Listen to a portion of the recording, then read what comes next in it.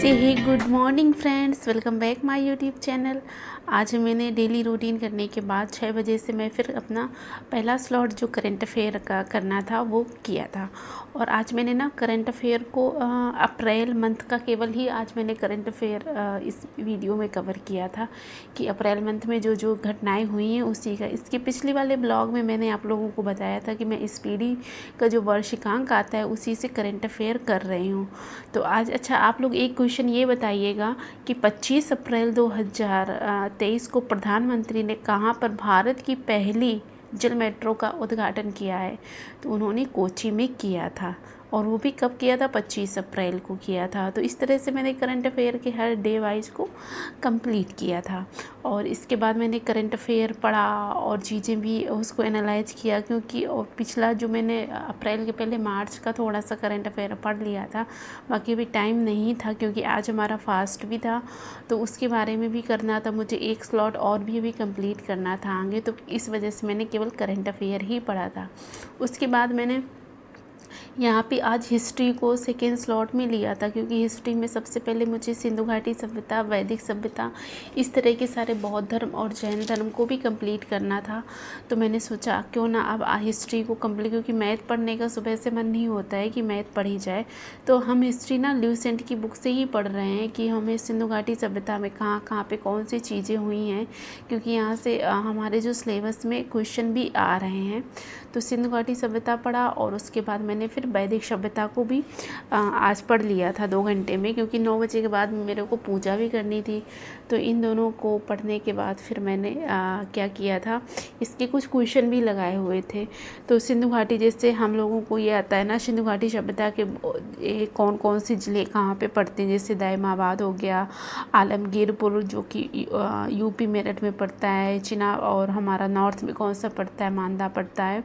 तो इस तरह से मैंने सारी चीज़ें किया। उसके बाद हमने जो ल्यूसेंट की बुक आती है, जो ऑब्जेक्टिव आती है सामान्य ज्ञान की, जो हरी सी होती है, उससे मैंने क्या किया था कि सिंधु घाटी और वैदिक सभ्यता के जो भी क्वेश्चन आए हैं उसमें ऑब्जेक्टिव सारे क्वेश्चन दिए रहते हैं, तो फिर मैंने उसको भी लगाया। तो मैंने सोचा चलो अभी 2 घंटा है टाइम, मतलब टाइम है अभी, तो जल्दी से केवल ये 2 चीज़ों के क्वेश्चन आंसर देख लेते हैं, मतलब कि कैसे कैसे क्वेश्चन आते हैं। तो इससे ना एग्ज़ाम में बहुत अच्छा रहता है कि ना वहाँ भी तो 4 ऑप्शन होते हैं एग्ज़ाम में भी।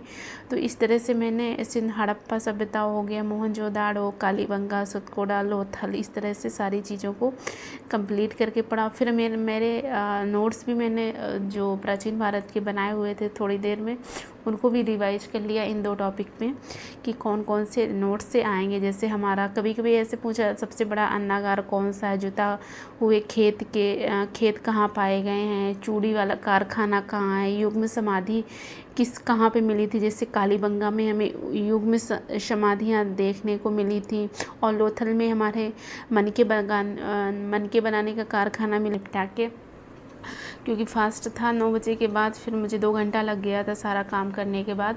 और फिर मैंने नहा धो के थोड़ा काम भी, सफाई भी करनी थी क्योंकि फास्ट था। तो सफाई करने के बाद फिर मैंने पूजा की, पूजा करने के बाद फिर मैंने फलाहार खाया। उसके बाद नेक्स्ट स्लॉट मैंने शुरू किया। नेक्स्ट स्लॉट में आज मैंने लिया था, क्या लिया था, स्टैटिक जीके। और स्टैटिक जीके में मैंने सबसे पहले आज पढ़ा हुआ था पड़ोसी देश और यहाँ की मुद्राएं, मतलब जो मुद्राएं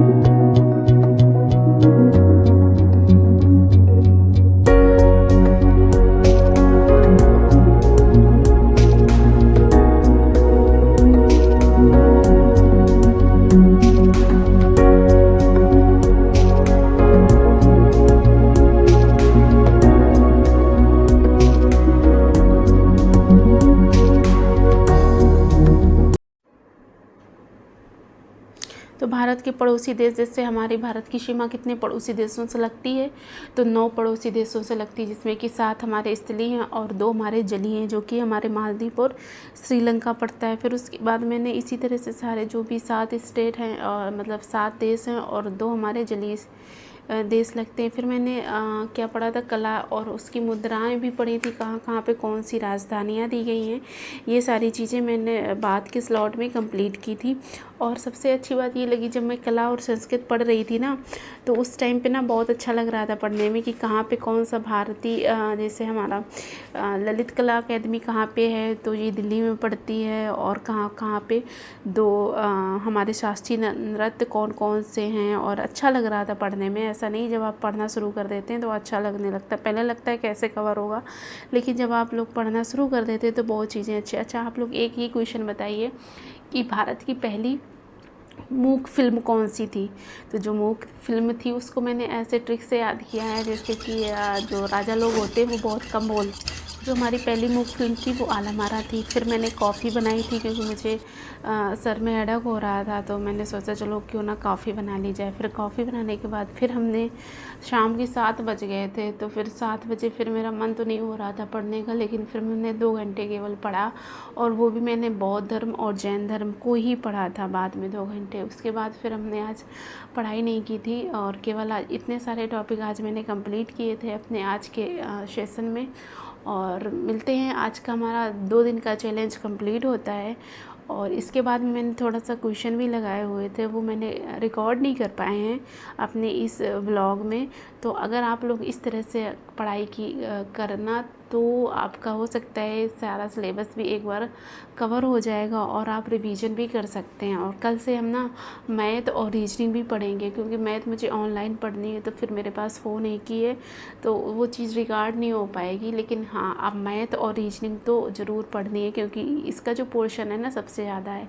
स्टैटिक के बाद हमारा करंट अफेयर, स्टैटिक और मैथ का। और तो कल से हम मैथ और रीजनिंग भी पढ़ेंगे। तो इस तरह से आज का हमारा ये स्लॉट कंप्लीट होता है। और आप सभी को एक बार हैप्पी नवरात्रि, और प्लीज़ माता रानी सब पे कृपा बनाए रखें। और आज का ये हमारा सेशन कंप्लीट होता है। मिलते हैं नेक्स्ट व्लॉग पे, तब तक के लिए आप लोग आराम से पढ़ाई कीजिएगा। जय हिंद। और हाँ, अगर आप हमारे चैनल पर पहली बार आए हैं तो प्लीज़ लाइक और सब्सक्राइब कर देना चैनल को।